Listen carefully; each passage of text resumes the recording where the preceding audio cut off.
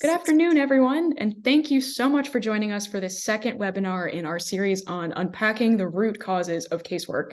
I'm Ann Meeker. I'm Deputy Director of the Popbox Foundation, former congressional caseworker, former Director of Constituent Services, and I know it has been a crazy few weeks, months, years in casework world, so thank you so much to everyone for taking the time to join us today. Hope everyone is hanging in there and ready for a Thanksgiving holiday, well-deserved Thanksgiving holiday. So as we said earlier this week, this series is a little bit different from our normal programming for Casework Navigator, where we're stepping back from the day-to-day of casework to take a little bit of a break and focus on why casework happens. What are the causes of the calls that we get every day, that caseworkers get every day? And there is no one at all better on that topic than today's guest speaker, Jen Pahlka. Jen, we're so delighted to welcome you, Casework Navigator. Thank you so much for being here. I'm really excited to be here. I think caseworkers are the key to all of this. So what a great conversation to be in. Awesome. And I know you'll introduce yourself, but let me just give a few words on your background to talk through the amazing book that you've just come out with. So for everyone joining us, Jen served as Deputy Chief Technology Officer of the U.S. under President Obama and as a member of the Defense Innovation Board during the Obama and Trump administrations. She helped found U.S. Digital Service and founded and led the nonprofit Code for America, where I am so proud to have been a project mentor, government partner on that for 10 years. And she was selected by Wired magazine as one of the people who have most shaped technology and society in the last 25 years. Most recently, she is the author of Recoding America, Why Government is Failing in the Digital Age and How We Can Do Better. I have to say, as a former caseworker, reading this book was so cathartic and so validating. And I also had to just slam it shut and throw it across the room a few times because it just hit so many buttons for the things that I used to see in casework. And it just got at so many of those why questions, that it's not malice, it's almost never incompetence, it's sometimes incompetence, it's almost never malice. It's almost never that an agency actually has it out for a particular constituent, particular caseworker, but there are really deep structural reasons for these problems that we see. So Jen, again, thank you for being here. And I wanted to start out almost by asking you for maybe a little bit of a pep talk for the caseworkers on this call, because they've been through so much in the last few years. At a talk you gave recently at the Library of Congress, I remember you saying at close to the end that everyone working in policy should have frontline customer service experience. And my boss just yelled, like caseworkers. So can you start off by maybe talking a little bit about the difference between policy world and implementation world and why that's so important? Well, yeah, but let me start off with just a doubling down on what I said before, which is that the key to fixing these structural problems is recognizing that we have a structure in which there is very little feedback loop from the folks who are actually experiencing the downsides of our government structures back up into them. And so that's why I'm excited to be here. So I think I experienced a sort of lack of interest in anything other than policy when I worked in federal government. And that, anything other than policy can be a very wide range of things. I was at the White House Office of Science and Technology Policy trying to help stand up the United States Digital Service. I got there 3 months into my work, which was going far slower than I thought it would, which was, of course, I was totally naive, thinking that we would be able to stand up this new office, the first week I was there or something. But 3 months into my arrival, the healthcare.gov had its rocky launch. We like to remind people that, in fact, it did end up enrolling more people than we'd even projected before the failure, at least by the end of the open enrollment. But it sure was a crisis at the time. And I remember thinking when I came back from that government shutdown, and we can't say those words without knocking on wood at the moment, that now everyone would obviously see the need for a unit that could help out with, what we call delivery. It's not exactly casework, but it's very closely aligned with that in the sense of putting in the systems that actually deliver on the policies that our lawmakers have agreed upon. And there was much less enthusiasm for it than I thought. The resistance that I had been feeling before healthcare.gov was still there, despite what seemed to me like incontrovertible proof that it was time to move forward. And I went back and, years after, when I was writing the book, I read about the 1996 Clinger-Cohen Act and what was debated when those two members of Congress were putting this act forth. And we, as you may know, Clinger-Cohen passed, but what was originally proposed in Clinger-Cohen had much, much more in it, including for the White House to take on the key role of strategy for digital implementation for all of government. Now, back in 1995, maybe it wasn't clear to the world that we were going to live in the world that we have today. Amazon still sold books. We were all living on Windows 95. Google was just this little baby thing that some people used, which was gaining traction at the time. But I think it was clear to a lot of us that this was going to change the way that we interact with every institution in our lives. And yet, when the deputy director of management for OMB at the time said, "Hey, appreciate your wanting us to do this, but not for us. Thank you very much." He said that's operational in nature and inconsistent with the policy role of this institution. There's some fairness to that. I don't want to totally write it off. But it did mean that we had then from 1995 to 2009, when we had no digital leadership in the White House. It wasn't until Barack Obama came in and said, "I know I'm not required to because the law doesn't specify this, but I'm going to have a federal CIO and CTO whose jobs aren't just technology policy, but how services are actually delivered to the public." And that was a big shift, I think, that was amazing. But you still have, this real resistance. And a friend of mine from the UK read this chapter when it was in draft, and he said, "Okay, what you're talking about is given a name here. In the British civil service, we have a distinction between the intellectuals who do policy and the mechanicals who do delivery and operations and implementation."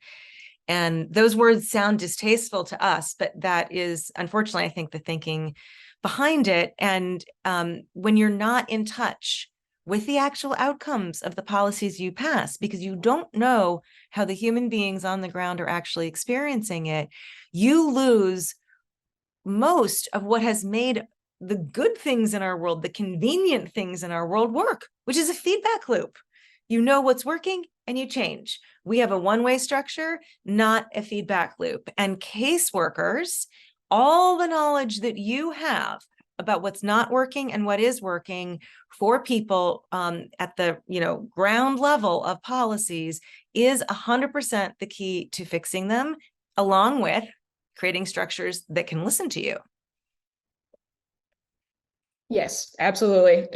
So round of applause. It's so wonderful to hear that expertise validated and appreciated. And I hope every caseworker is listening and taking that to heart and taking that into any interactions you have with your ledge staff in the next year. And just to kind of illustrate that point, Jen, as I was reading Recoding America, I was really thinking about just where is the right place for casework to fit into the kind of oversight and policy roles to bring that expertise about what's working, what isn't working in.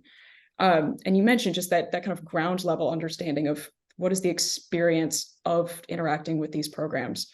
Would you mind sharing the story about Dominic and the VA forms from your book? I think that was when I threw the book across the room and I was like, yes, I've been here. Yeah, I've heard that's been like secondary trauma for many people, and I apologize. I do like to say it wasn't written for you. It was written for those who haven't had this experience and need to feel viscerally how frustrating and unfair it can be.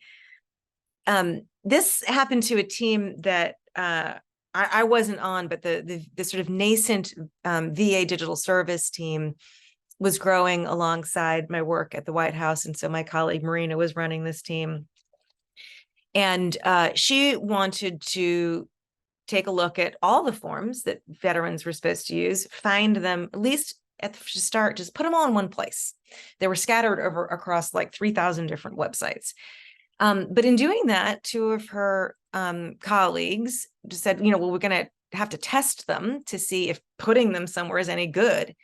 And many of them were really just PDF forms, right? They weren't really what we think of as an online form, including this one, the Veterans Healthcare Application, I think it was VOHA.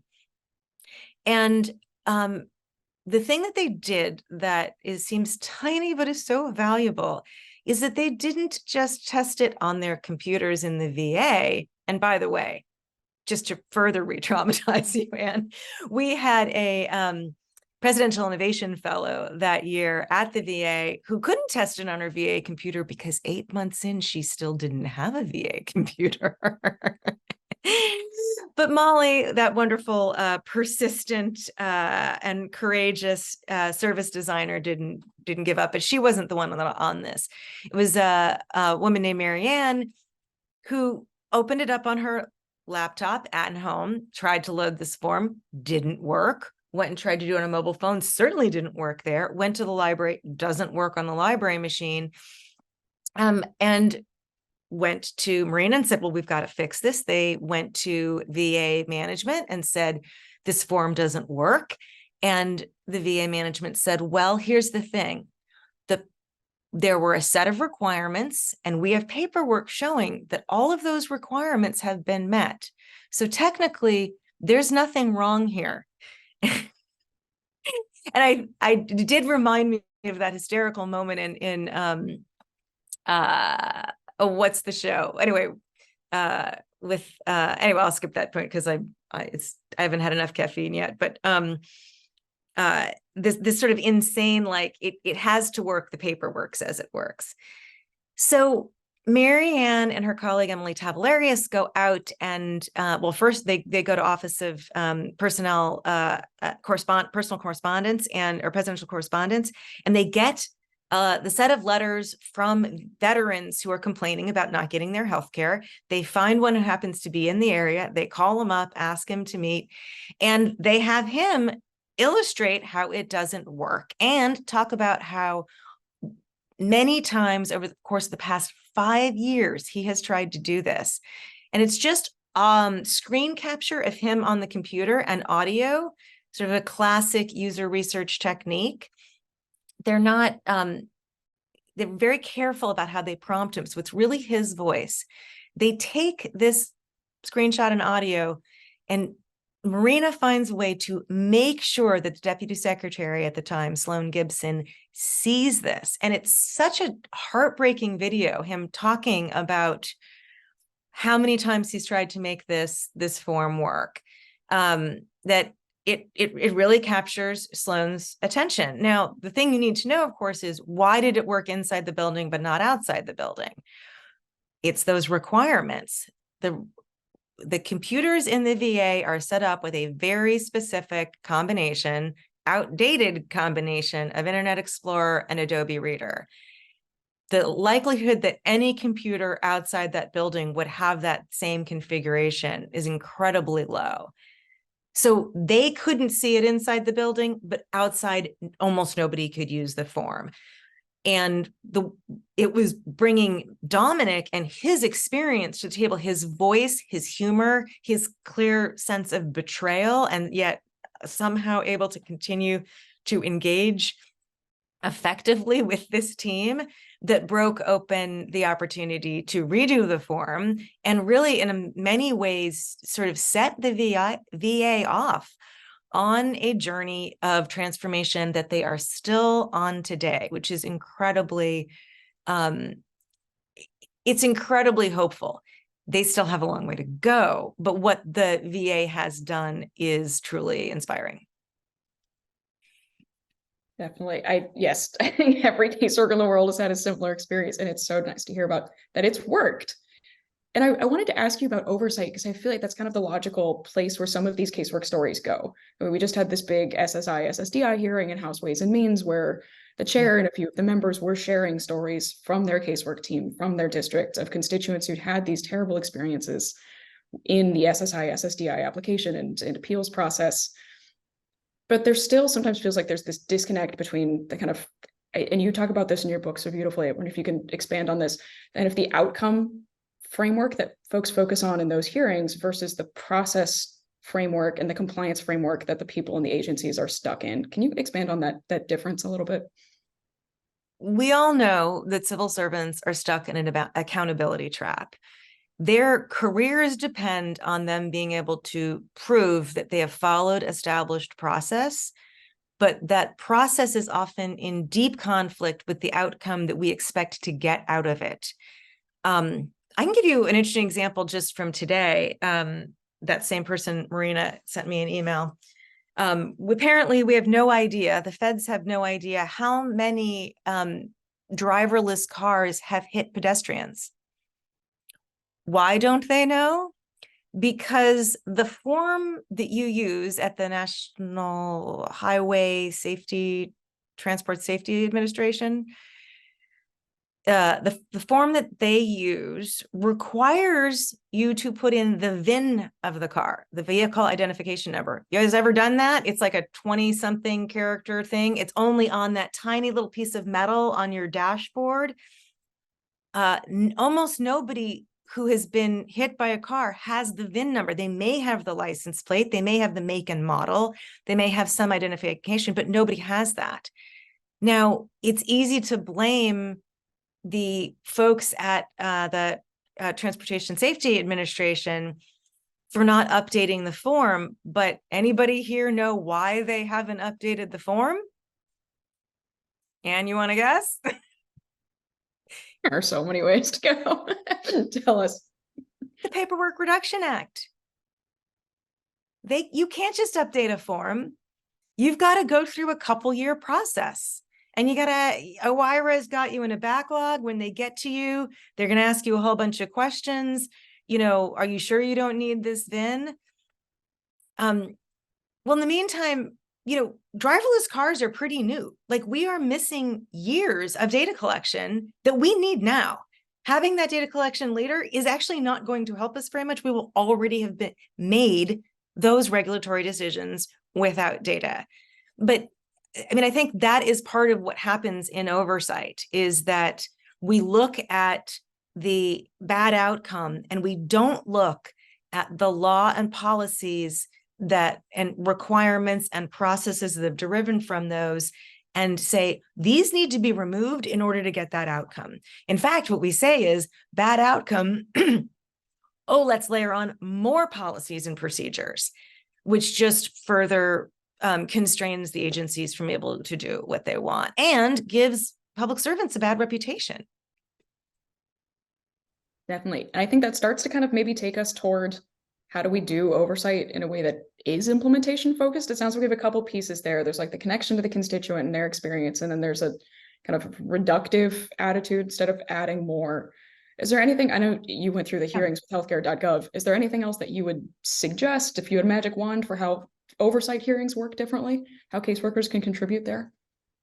I think about providing some sort of framework that folks could use that would get to these issues of what is underlying these. I would love to see folks in oversight positions have sort of a checklist of like, is it PRA that's holding you back? Is it hiring rules that are holding you back? And actually get there, because for some reason, public servants don't really talk about that. I think they're sort of trained that if they talk about the rules and regulations that have held them back, they look like they're dodging responsibility. And I think journalism has an enormous role to play here too. That article that I told you about how we don't know how many pedestrians have been hit by driverless cars, it of course complains about the Safety Transformation Administration. It never mentions PRA. It never gets to that next level down.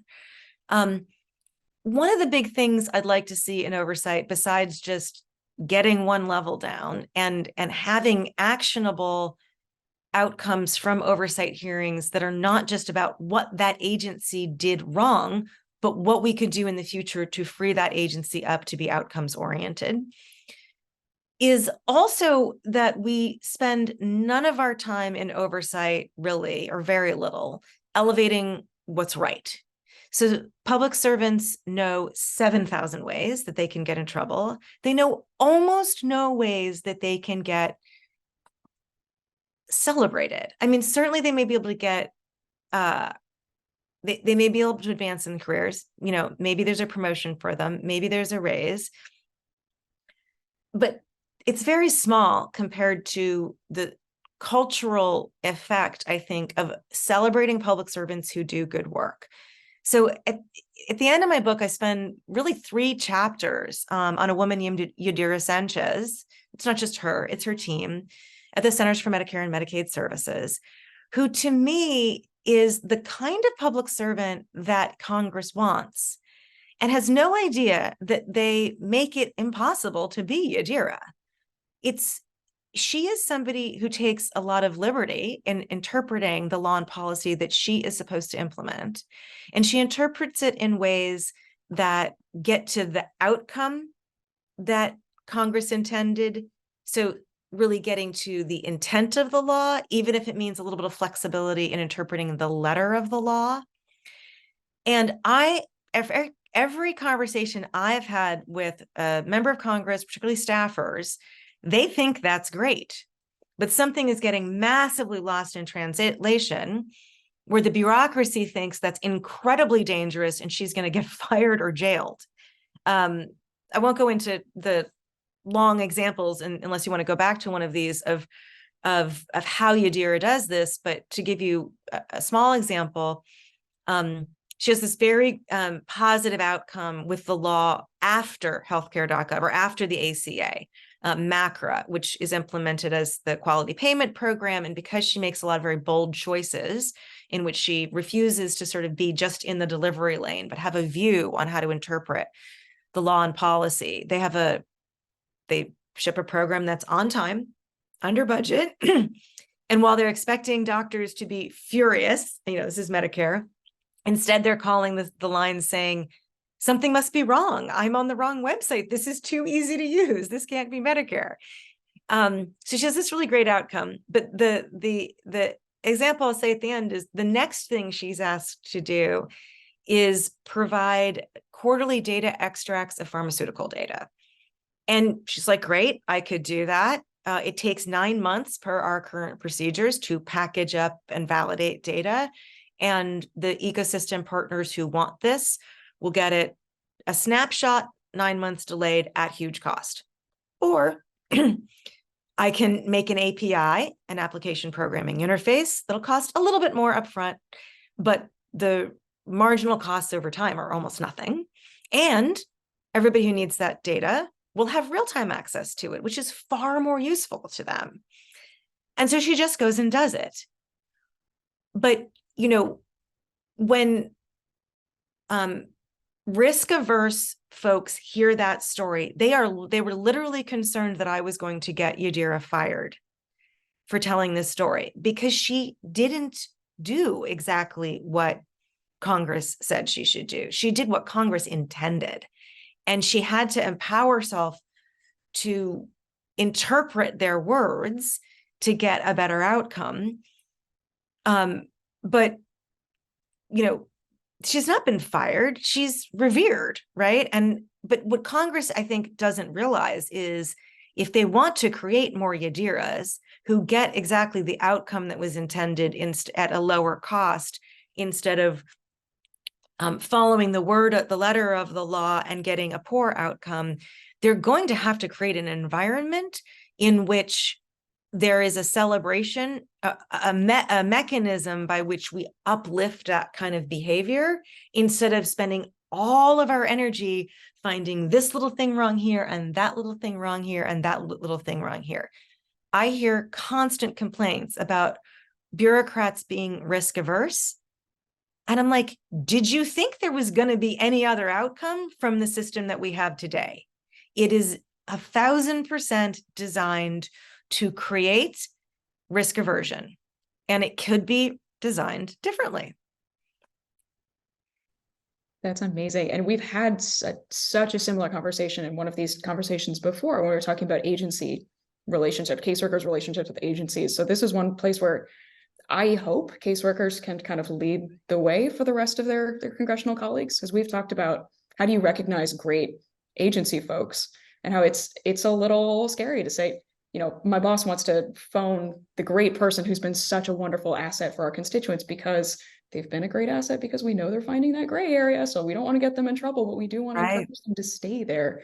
So I know there are so many offices that have handled this question How do you thank the great people in passport centers? How do you thank the great people in Social Security? It sounds like that's not just helpful for individual relationships, that's really modeling something really fundamentally different for how Congress can interact with the executive branch. So that's really cool. I would love to I'd love to hear all of your ideas and just be in dialogue about this. I just think there needs to be a new conversation, and then we've got to take it somewhere. Definitely. And on that note, I see, Jenna, I see your comment in the Q&A that we need a law that requires members to do a few months of casework before they take office. I cannot agree more. I think there may be some conversations about including some more casework stuff and new member orientation that I'm excited to keep an eyeball on. But absolutely. And let me take that moment to also say, folks, we're going to have so much time for Q&A. So as Jen said, please drop your experiences, drop stuff that stands out to you from your casework, drop your questions. We'll have lots of time for discussion. And on that note, Jen, I wonder if I could just kind of share an example of something I know caseworkers are handling for your thoughts on where to start. And part of the problem recognizing is that caseworkers tend to be so atomized. Everyone's stuck in their different office. There are some wonderful ways caseworkers interact, maintained by some of the people on this call, but it's really difficult to know where to start. But super high level, 2019, Congress passed a law saying that agencies have to take digital signatures on Privacy Act release forms that are the thing caseworkers need to do casework. Fast forward 3 years later and a GAO report, and some agencies are still not taking Privacy Act release forms with digital signatures, because instead of just saying, great, that means we will accept members of Congress's identity validation of their constituents, instead the agencies interpreted it to say we have to do our own digital identity verification to be able to release that info to members of Congress. So now instead of sending it in digital form, it's looking like if I were a caseworker, I would have to make my constituent set up a different account for each of these agencies to go through login.gov, go through the other providers. If it's a case with multiple agencies, that means a constituent has to do 3 different accounts. And it seems like this is just such a pressing example of one of those moments where the intent has gone so far wrong between all of these different agencies.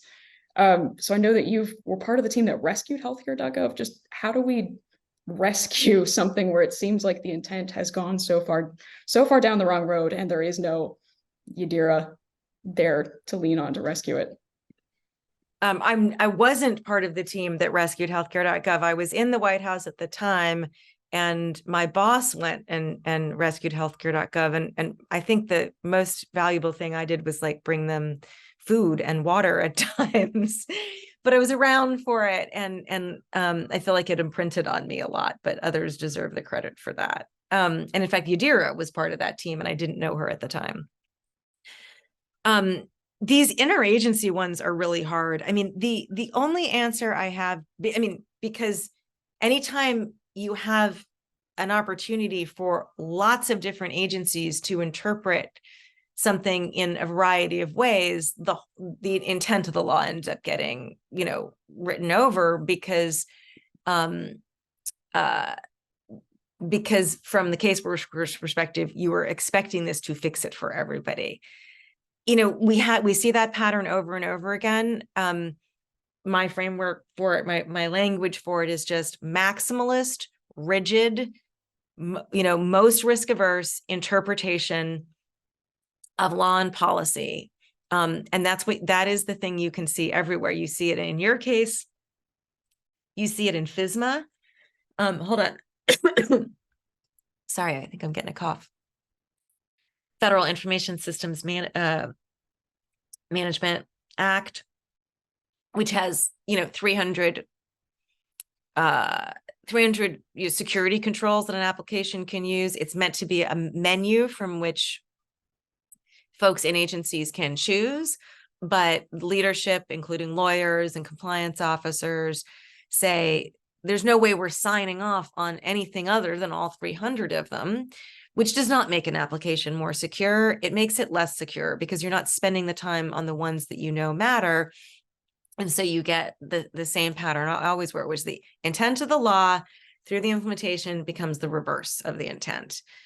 In terms of how to do it, I really come back to we always have a dream that we could have written the law differently such that it wouldn't be interpreted that way. I think there's something in that. We do need to look at how we write these things and what powers is the law we're writing with going to interact with, right? So in your case, great, you're saying this, but whoever wrote that didn't go figure out, wait, this is what's going to happen when they see it and sort of, preempt that. I think a lot more could be done by that. And it gets into the sort of the culture, I think, of lawmakers, where I don't know why people still believe this, but they have this belief that their words are magic. And they're not magic because all these other spells have been cast and they conflict with each other. So there's, in some sense, like a lot more homework, which is not just like what other statutes are in the books that are going to conflict with this, but as my friend Marina also says, like taking it around and going, if you got this, how would you read it?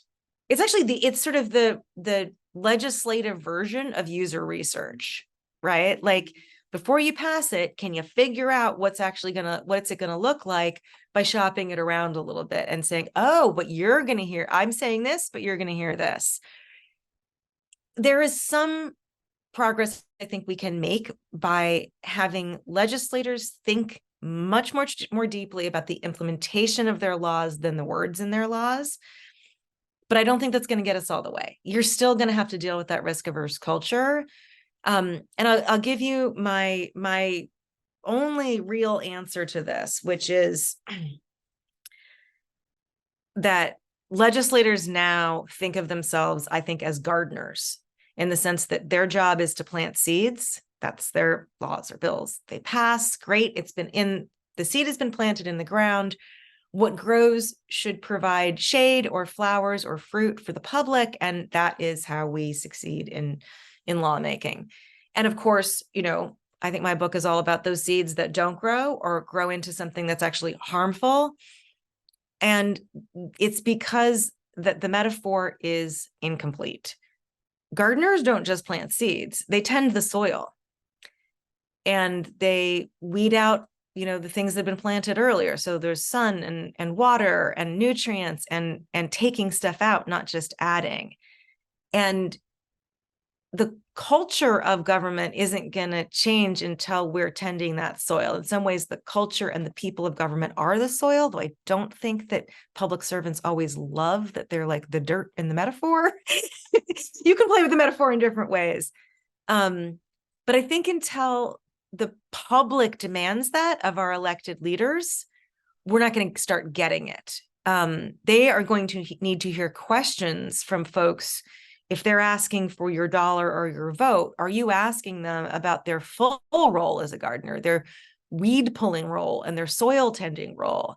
Not just, okay, I get you planted the seed, but we didn't get anything from that, and really holding them accountable. And so when I've been talking to folks who say there's no constituency for this issue that you've raised, I'm like, yeah, but there's 2 million public servants. We could ask that. We're not just public servants.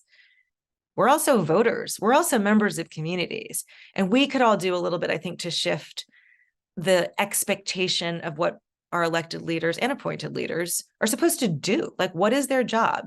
They take their cues from us. Let's give them different cues. Let's make sure that they're actually soil tenders. I love that so much. And again, like with every member of Congress campaigns on casework, campaigns on how well did my constituent services team serve my community? And you're right, that's only part of the question. It's not just how great was my casework team. We assume the casework teams are wonderful, but then how much did my lead shop listen to my casework team and take those constituent issues to that next level to actually solve them? I love that. And I do just want to read this from Elise in the chat, just adding more context to the Cases Act. Example, State Department gave me 3 different answers about digital signatures. 1, we don't accept them. 2, we accept signed by hand, like with a stylus. It's terrible. And 3, we accept all digital signatures. And she's right, that is a hit or miss guessing game. That's a huge amount of capacity for casework teams to try to chase down all of those different answers and find the one that is true. So Elise, thank you so much for sharing that. I am so sorry. But I also wanted to kind of ask about About the future, we've talked a lot again in these programs about the future of casework.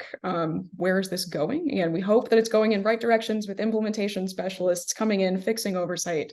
And one thing that I think we're keeping an eye on is where is AI coming into this, specifically the risk averse culture you've mentioned. I know agencies and using AI in public benefit services was a big part of the new executive order. How do you think those two things interact, that risk averse culture and the introduction of these really cool new technologies that could totally reshape federal bureaucracies? Where are we going? No, it's a great question. Let me start by telling you a story. It was just a couple weeks after ChatGPT came out that I happened to be hanging out at the New Jersey Department of Labor. Yes, I am like you guys. Just fun for me to hang out there. And a woman there had been working to rewrite the letters that unemployment insurance applicants got, whether they were in the claims or adjudication process, to just make them easier to understand. You've all seen these letters that people get, and they're like, I don't know what this means. What do I do? And she had been rewriting them and then taking them to the policy team, reviewing them. Is this correct? Okay, great. Let's make the call to action big and bold. Great. We'll move on to the next one. But when ChatGPT came out, she just started feeding the letters into ChatGPT saying, rewrite this so that I can understand it better. Then she would still do all that, taking it to the policy team, working with it. There's a huge human in the loop, issue here. It's just that she was able to get through them 5 times faster. And there was no guidance out from the federal or state, government. She was just doing it. And I remember thinking, oh gosh, when the guidance starts to come out, everyone's going to tell her she can't do this, right? Now, I do think there needs to be guidance, but we're not carefully enough distinguishing between AI that assists the human and AI that makes decisions automatically with very little ability to understand how they made it. Assists, I think, are much, much lower risk in terms of equity, et cetera. And making sense of overcomplicated things is a really, what better place to do that than in government?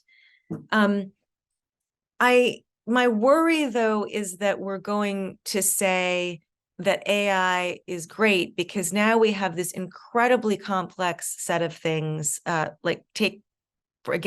back to New Jersey and their unemployment insurance. There's 7,119 pages of regs at the state that cover that.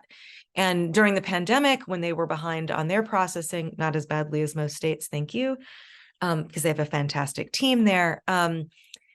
And the commissioner was being reamed by the state legislature, as all labor commissioners were over the pandemic. He brought those boxes and put them on the table and pointed to them and said, I get that you want to blame that there is COBOL in our systems, but it's these outdated, conflicting, confusing regulations that make our work very slow, very cumbersome, and impossible to scale. And I saw that in California. I worked on unemployment insurance during that same period. And I remember very well my colleague, again, Marina, who was working with me on this.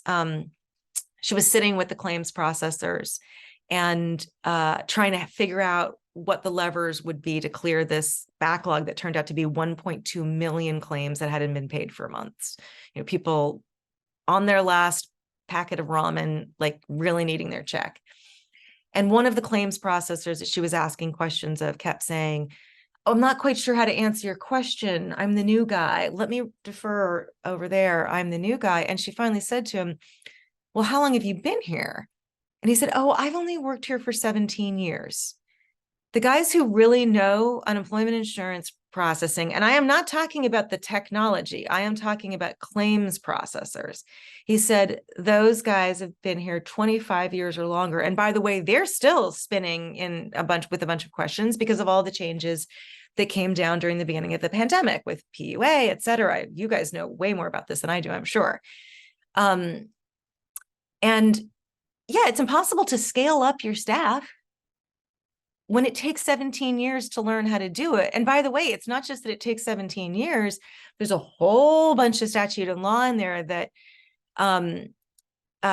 restricts you from doing ever increasingly high level tasks until you've had training and been tested and signed off. It's 3 to 5 years to take a step up. This merit staff rules. So even if you could just somehow download that to someone's brain, they're legally not able to do the job, which is another opportunity for weeding, if you ask me. That is overly restrictive. So when people say AI can make difficult things simple, I think that Janice, the designer in New Jersey's use of it is great. It's helping a complex government make sense to a person. But if you say then, okay, we're going to leave those 7,119 pages of regs because AI is going to make sense of them for us now, that's a huge mistake. We will have fights between two different AIs that no human can adjudicate. What we need to do is to use AI to take those 7,000 pages, and Marcy and I are going to try some prototyping of this, ingest it all and say, you know what a reasonable set of regs around this does that gets to essentially the same outcome you're looking for? Here's 40 pages. It's not going to, just like Janice at the New Jersey Department of Labor, it's not that you just go past that as a law. It's that you then take it to smart people and say, here's a starting point. But we've got to simplify this stuff. We've got to find the things like Elise talked about, where what she's talking about is conflicting policy. There is a ton of that. We've got to find those things, surface them, and deconflict them so that the set of rules that we are all governed by is far, far simpler. And I currently don't see a ton of interest in this from the Hill, but I would hope to create some. Absolutely. And again, caseworkers, hope you're listening. This is such a helpful thing to be able to bring to Carolyn, to your point, to your ledge staff, to your comm staff at the end of the year with some of these stories and some of these places that you've found as a caseworker where the law and the regulations and how the agencies are working on that are in conflict. And there's clearly a way to make that better. I really want to throw one more in there. Yeah. I think Marcy had me write this op-ed in the Hill about an AI that's being used in the DoD called Game Changer, which has ingested something like 15,000 documents. And take again this issue of Elise getting 3 different answers from the State Department. How long, that's just 3 different people giving you that. Is there a way to sort of ingest a whole bunch of data and then have that raised up and a problem be solved without someone going and tracking down why she got each of those 3 answers? And then again, suggesting here's a possible solution for that. If it could speed up the surfacing of these conflicts and surfacing of unnecessary complexity, then we just need the will from the Hill to do something about it. Yes, and such a smart distinction to make there. And Elise chimes in also, interoperability within each federal agency almost non-existent. Each silo has their own set of rules. Absolutely. And again, Elise, if you have examples that come to mind on that, I'd so love to hear them. I also really want to get to this question from Jenna, because it is so good. As always, Jenna, thank you. Who asks, how do we reconcile the need for more pressure from constituents with the reality that this kind of engagement would require the public to be much, much more informed about policy that is designed to be opaque, especially knowing lawmakers and agencies administering benefits don't have an incentive to make good information accessible? Jenna, would love your thoughts.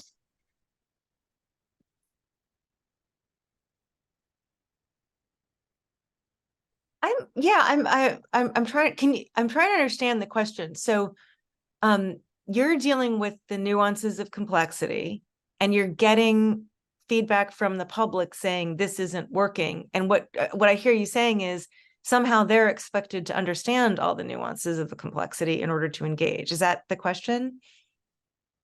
I think so. I think my interpretation, and Jenna, please chime in if I'm off here, is sometimes kind of bringing these casework issues to legislative team, to the member.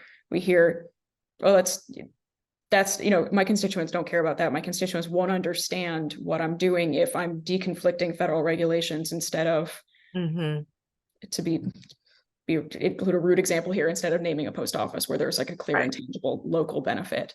Jenna, is that what kind of what you're getting at a little bit, the public understanding? I hope so.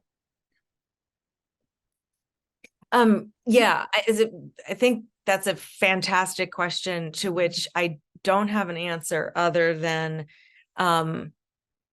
we need to retrain the public, honestly, to connect the dots between the poor public service they get, the fact that we don't know, for example, how many pedestrians have been hit by driverless cars. We need to start connecting the dots for people between all of that.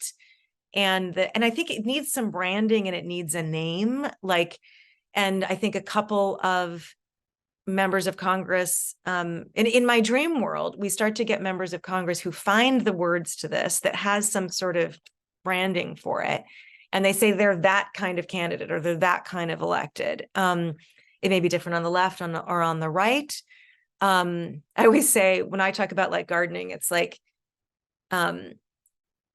you need to tend the soil by giving it more nutrients, or you need to pull out the weeds that have accumulated over the years. It's sort of like Miller Lite, tastes great, less filling. I'm actually kind of really on the less filling side, the like, let's pull the weeds, which may seem more attractive to the right. I'm down with that. You know, I'm love to work with anybody on the right who sees pulling weeds as critical to the future of our democracy, and or the left, you know, in terms of tending the soil, which is maybe more a better metaphor for like the health and well-being of the civil service. Why can't we hire people? You can also get why can't we fire people? Maybe that goes over in the weeds thing. Open to both, but though I want to put reducing time to hire first. If there are more folks on the left that want to work on that, great. And if there's folks on the right who want to work on that, great. But to me, there's something for everybody here. And we do need to find the language to attach that to people's lived experience. But I will tell you that lived experience, as you all well know, is front and center for everybody, whether they call you or not. You can't walk 10 feet without running into somebody who is frustrated with how government operates in much, at the same way that you guys are. And until they connect that to the tending of the garden, there isn't any incentive for your bosses to do that, but we can connect it. And I think your bosses can be at the front lines of connecting that for them. I think it's going to happen both ways. If the public starts asking them questions about this, what have you removed instead of what have you added? How have you increased the capacity of agencies to actually deliver on the laws that you have supported or initiated? And it has to come from our leaders saying, this is important to me. This is how I think about it. Here's my agenda. Is it going to be the top thing? No, the top thing is always between constituents and their electeds is always, do we have a values match? There's not going to do anything about that. And that can mean a lot of things.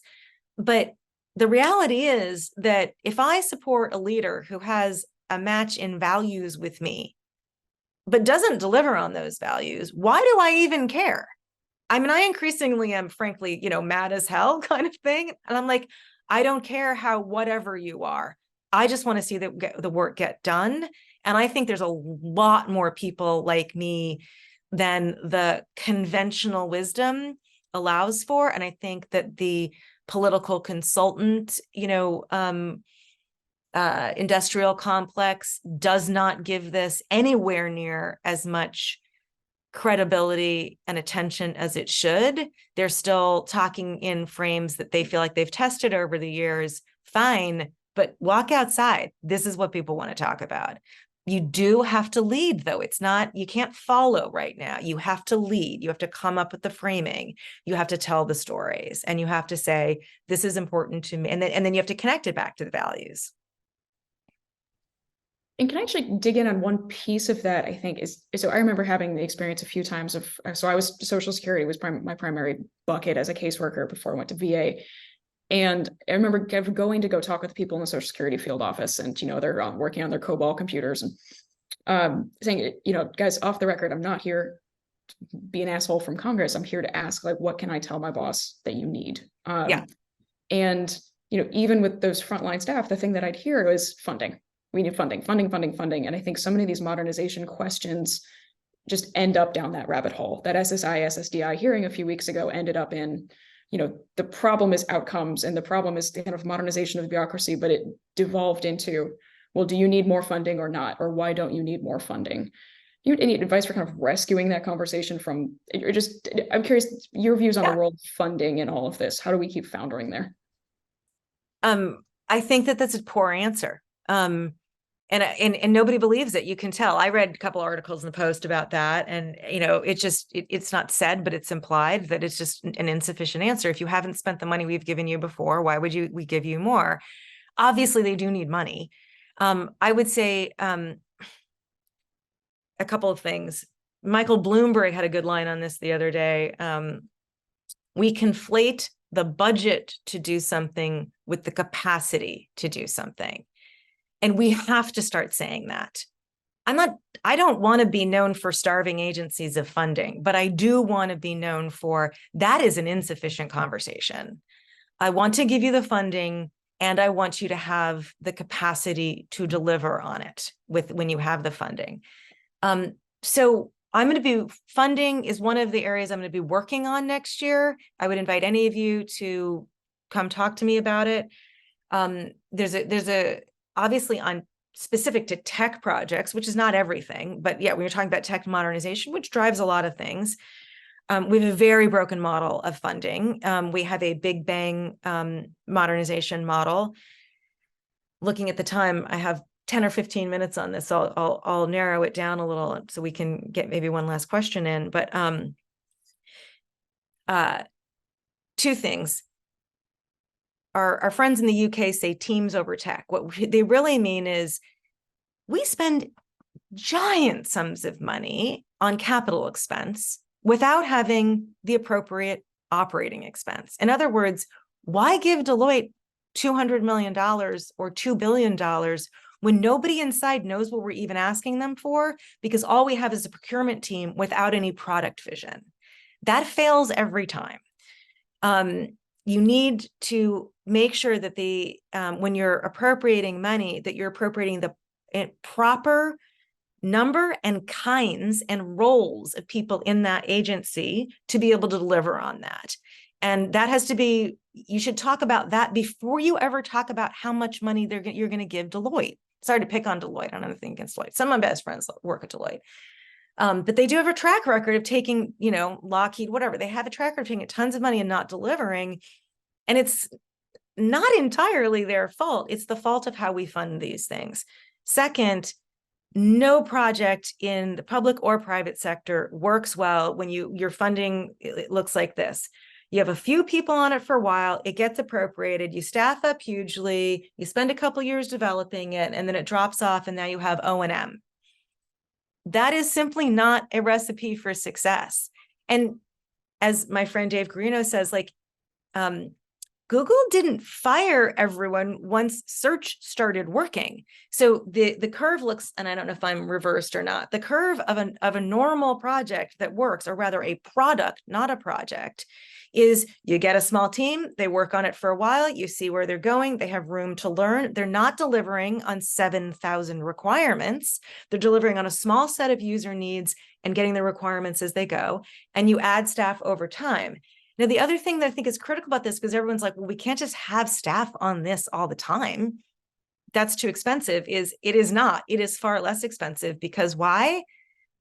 When was the last time you heard about Google being down for modernization? And I don't mean to, I don't love this whole thing where we say, oh, the private sector is so much better. Not my thing. We can talk about why. But they are constantly improving instead of getting to what's seen as some steady state, then putting in stasis, and then 2 years, 3 years later, everyone's like, it's already outdated. What have we done? Because you didn't think of it as an ongoing project. It's not Software is not something we buy. It is a capability we grow and keep. And it is so much cheaper to fund things that way than this, like, build a thing, fire most of the people, wait 5 years. Oh shit, we've got to modernize. It doesn't work. Modernization has a bad reputation because it doesn't work. And we have set ourselves up to need modernization because we have broken funding models. I am excited to talk to anybody about this who wants to talk to me. And I'm going to put my email in here somewhere. So sorry, I've talked too long on that one, but I'm all excited about it. Awesome. And I think there are a lot of people here who are also frustrated by funding models when they have to do casework around government shutdowns every 3 weeks. Yes. So I think you will have a lot of smart people reaching out to you. And I know we are close to time, so I wanted to take Chelsea's question last and maybe kind of expand it out a little bit. So Chelsea asks, Jen, could you expound on how staff and members might become better gardeners? How can we become those experts who know how to do all of the wonderful garden things to create this beautiful, vibrant garden? You're absolutely right, but as someone who's worked in Congress for 10.5 years with great institutional knowledge, this is still an overwhelming task. I don't know what I don't know. Chelsea, it's such a beautiful question. Thank you so much. And I also wonder, Jen, if you talk a little bit about some of the people in your book have been working on these things for years and making such incredible progress and slow progress. And this will burn you out. This is really, really hard. Do you have any advice for the folks here with this institutional knowledge on how to stay in the fight? The inscription of the book is to public servants everywhere: don't give up. And I think that in some ways that's more valuable than the entire other 100,000 words. It is incredibly hard. And I also don't know what I don't know. And so the only solution I have is that we start talking across, divides that we haven't spoken across before. I think you've, as you said, Anne, there are a bunch of people with some knowledge now about how this can work at the VA, at CMS, some of the people in my book.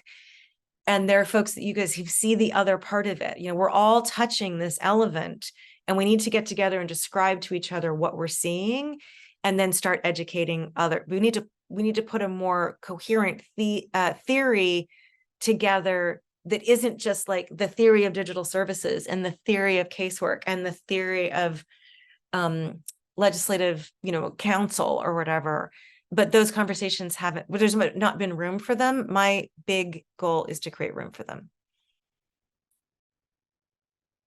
And that's so exciting. And so exciting to feel like there's home in that room for, again, the folks on this call with such incredible expertise.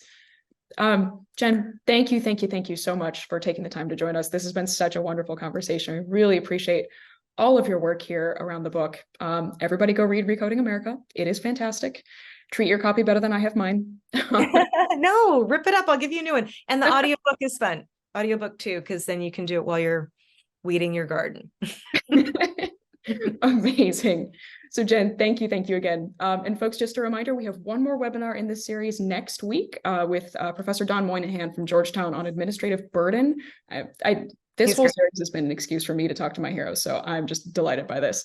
We're going to talk about administrative burden, how to put words on the problems your constituents are experiencing, really get it, have some language to use with your policy team. And then if you missed Monday's webinar with Max Guinness on the impact of multiple intersecting benefits programs and some tools to navigate them, that went online today. We sent it out, so be sure not to miss that. All of our casework resources are online. Again, popvox.org/casework.